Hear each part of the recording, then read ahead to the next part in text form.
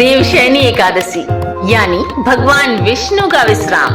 देवशयनी एकादशी हिंदू धर्म में एक महत्वपूर्ण एकादशी है जो आषाढ़ मास के शुक्ल पक्ष की एकादशी को मनाई जाती है। ये वो दिन है जब सृष्टि के पालन करता भगवान श्री हरि विष्णु लगभग 4 महीने के लिए क्षीर सागर में योग निद्रा के लिए चले जाते हैं और इन्हीं 4 महीनों को चातुर्मास भी कहा जाता है।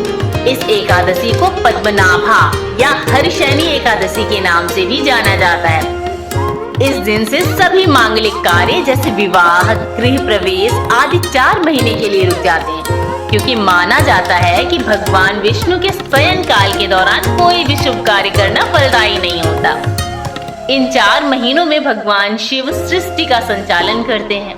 तो जानते हैं कि कब है देवशयनी एकादशी।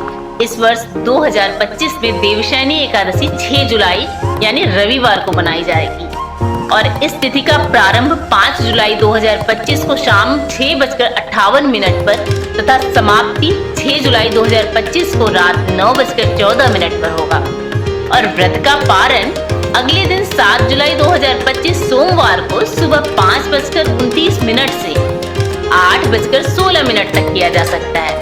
तो आइए जानते हैं क्यों मनाई जाती है देवशयनी एकादशी। देवशयनी एकादशी कई पौराणिक कथाओं से जुड़ी हुई है जो इसके महत्व को बढ़ा देती है। तो सबसे पहली कहानी है कि भगवान विष्णु का योग निद्रा में चले जाना और सबसे प्रमुख मान्यता ये भी है कि इस दिन भगवान विष्णु 4 महीने के लिए योग निद्रा में चले जाते हैं, यानी ये उनकी आराम करने की अवधि होती है। इस दौरान भक्त उनकी आराधना करते हैं और उनसे संसार के कल्याण की प्रार्थना भी करते हैं। राजा बलि और वामन अवतार। एक कथा के अनुसार भगवान विष्णु ने वामन अवतार लेकर राजा बलि से 3 पग भूमि का दान मांगा था। राजा बलि ने जब उन्हें सब कुछ दान कर दिया तो भगवान विष्णु ने उन्हें पाताल लोक में निवास करने का वरदान दिया। और मान्यता है कि देवशयनी एकादशी से देवउठनी एकादशी तक भगवान विष्णु पाताल में राजा बलि के महल में निवास करते हैं।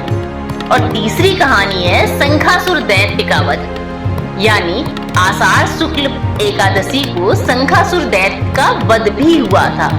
इस युद्ध से भगवान विष्णु बेहद थक गए थे और इसलिए उन्होंने कुछ समय के लिए विश्राम करने का निर्णय लिया। और चौथी कहानी अकाल मुक्ति से जुड़ी हुई है। एक और कथा राजा मांधाता से जुड़ी है।